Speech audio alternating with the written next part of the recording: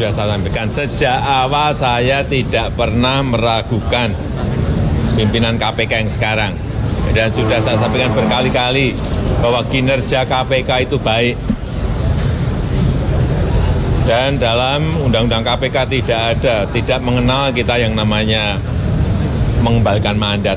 Nggak ada. Yang ada itu mengundurkan diri, ada. Ya. Meninggal dunia, ada.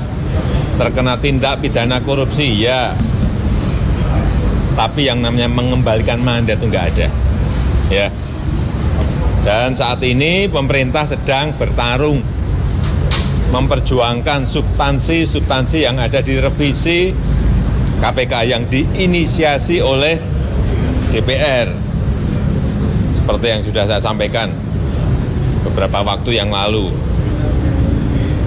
Jadi, perlu saya sampaikan KPK itu lembaga negara, institusi negara.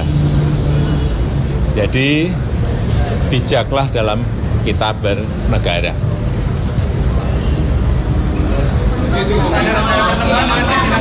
Dan mengenai revisi Undang-Undang KPK, itu kan ada di DPR. Marilah kita awasi bersama-sama. Marilah kita awasi bersama-sama, semuanya ngawasi semua. Agar KPK tetap pada posisi kuat dan terkuat dalam pemberantasan korupsi. Tugas kita bersama.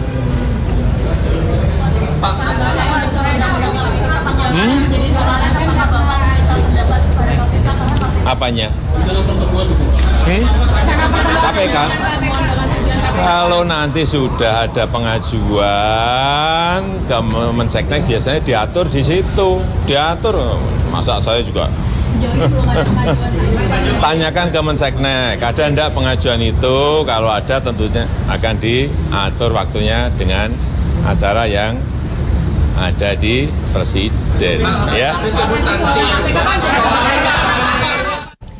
Iya, pemirsa masih bersama kami dalam Newsroom dan masih membahas pimpinan KPK terpilih dan masa depan KPK. Kalau tadi kita sempat menyinggung sedikit tentang revisi dan juga beberapa poin-poin yang kemudian menjadi keberatan begitu.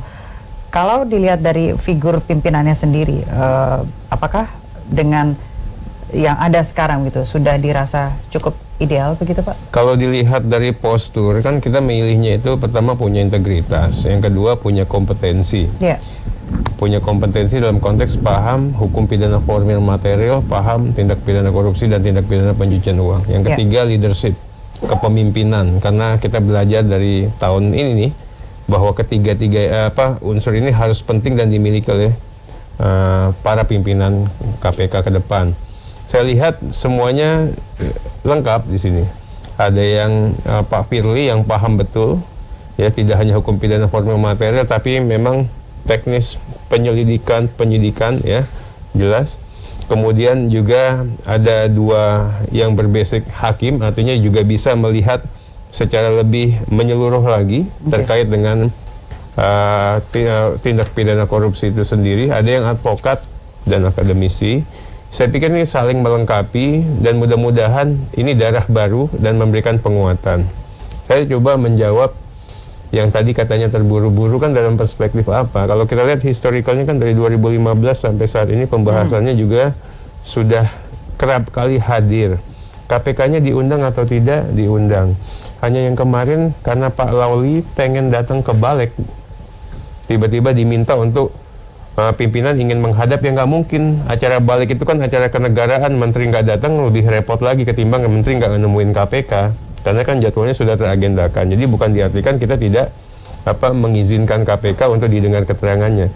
Saat ini kan kita juga jangan terlalu baper lah, nggak bisa tatap muka, draftnya dimasukin dulu. Semua instrumen, ada internet, ada email, ada WA, semua. Tapi kita semua masukan masyarakat, termasuk juga pegiat anti korupsi, kita bahas satu persatu dan kita cermati satu persatu. Bicara mengenai masalah penyadapan yang tadi, ya jelas, ya di belahan dunia manapun, ya bahkan yang kalau diagung-agungkan di Korea Selatan, akhirnya Korea Selatan kan tobat. Ya, penegakan hukum ini bukan nangkepin orang katanya kan. Bagaimana orang perilakunya berubah untuk tidak berperilaku koruptif. Sehingga ya ini asas hukum universal Pak. Ya, apabila sudah ditemukan alat bukti, boleh lakukan itu yang namanya penyadapan. Nggak seperti sekarang, Mbak diduga korupsinya apel, ya, disadap-sadap terus. Ternyata Mbak nggak korupsi apel, tapi korupsinya mangga. Iya kan, tapi kan kamu tetap korupsi loh. Namanya kamu korupsi. Ya iyalah, tapi kan tidak sesuai tujuan awal dari konteks penyadapan. Cilakannya lagi, substansinya bergeser. Ya, orang pacaran, ya, orang apa dihadapin, dan itu masuk ke persidangan menjadi bahannya jaksa penuntut umum KPK. Ini yang saya katakan agak konyol sedikit. Kalau pasal 46 kan jelas, ya, mengenai prosedur khusus penetapan tersangka. Justru pertanyaan saya, pasal 46 yang lama itu yang bermasalah, Pak. Bapak buka pasal 38 deh. Pasal 38 jelas, ya, semuanya itu based on KUHP. Nah, sudah mulai menentang dan paradoks. Tatkala kita bicara pasal 40 based on KUHP, kok yang namanya SP3 boleh, based on KUHP, kok yang namanya pasal 46 yang tadi boleh. Justru yang ini yang kita lakukan yang namanya perbaikan. Kami juga ingin melihat terkait dengan suap, ya. Belajar deh dari Thailand, ya. Kita ngomong tolong datang ke Indonesia investasi, tapi jangankan itu, orang ngeri, Pak. Jangankan sekarang ini orang investor aja bisa ketangkep di sini, Pak. Ini yang kita katakan, tolong penegakan hukum ini juga harus proporsional, dan kami juga ingin juga yang kayak pejabat negara tadi, Pak, harus dapat izin. Kenapa harus dapat izin? Filosofinya kan jelas. Pejabat negara itu representnya apa? Simbol kenegaraan. Tiba-tiba kalau simbol kenegaraan itu disikat semua kayak sekarang, nggak ada yang beres, polisi, hakim, jaksa, bupati, semuanya. Rakyat nggak percaya lagi sama fungsi-fungsi kenegaraan. Alangkah bagusnya ditegur Pak Yasin. Kamu mau suap, saya kasih tahu kamu bersalah, ya. Saya laporkan ke instansi asalan. Kamu pilih mana? Mau di penjara atau mau jabatan kamu diturunkan? Saya pilih jabatan turun. Ya udah. Saya pikir sama ini perilaku koruptifnya yang dihilangkan, bukan orang ditangkap gitu loh. Pak Yasin melihatnya seperti apa nih, Pak? Nih bahwa banyak sekali keras di sebelah sini, di bagian ini begitu. Dengan pimpinan yang baru ini begitu, Pak. Apalagi pejabat negara, rakyat biasa aja. Demikian undang-undang itu diundangkan, maka ada hak publik untuk mengetahuinya. Jadi kalau dia itu jadi pejabat negara tidak tahu undang-undang bahwa yang ini haram, yang ini halal, atau yang ini korupsi, yang ini tidak, maka itu namanya tidak layak diangkat sebagai pejabat negara. Makanya sosialisasinya sekaligus pada waktu diundangkan undang-undang atau peraturan pemerintah itu semua harus sudah paham dan mempelajari, gitu loh. Bahwa namanya korupsi, suap menyuap, markup, terus kemudian dan lain sebagainya yang sejenisnya itu pasti sudah tahu. Bahwa dan solusinya itu semuanya harus ditangkap. Nah, solusinya tidak diingatkan gitu loh.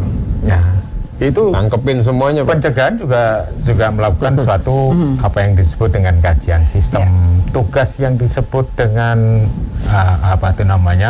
koordinasi, supervisi dan monitoring. Khususnya monitoring itu kajian terhadap sistem yang ada di lembaga negara maupun di lembaga pemerintah. Rekomendasi sudah banyak, tapi ya tetap aja melanggar.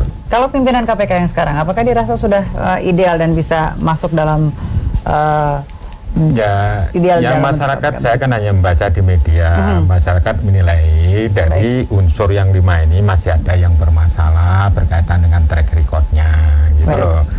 Terus kemudian ini dikhawatirkan bahwa hal-hal yang pernah dilakukan itu akan terjadi lagi setelah dia punya kekuasaan. Itu kekuasaan, kekuasaan sebagai pimpinan KPK. Kekhawatiran sebenarnya, tapi kan ini sudah terlanjur. Ya maka harus kita lihat track recordnya ke depan itu seperti apa pemberantasan korupsi. Tapi kalau dipadukan dengan undang-undang ini kan ngembosi. Ngembosi itu artinya ya sudah tidak berdaya lagi lah KPK ini. Nah, jadi yang pasal 12A dan 46 saja itu sudah andil besar untuk meruntuhkan, katakanlah, sikap KPK di dalam melakukan pencegahan dan pemberantasan korupsi. Baik, kami harus jeda sejenak, pemirsa. Jangan kemana-mana, tetap bersama kami di Newsroom.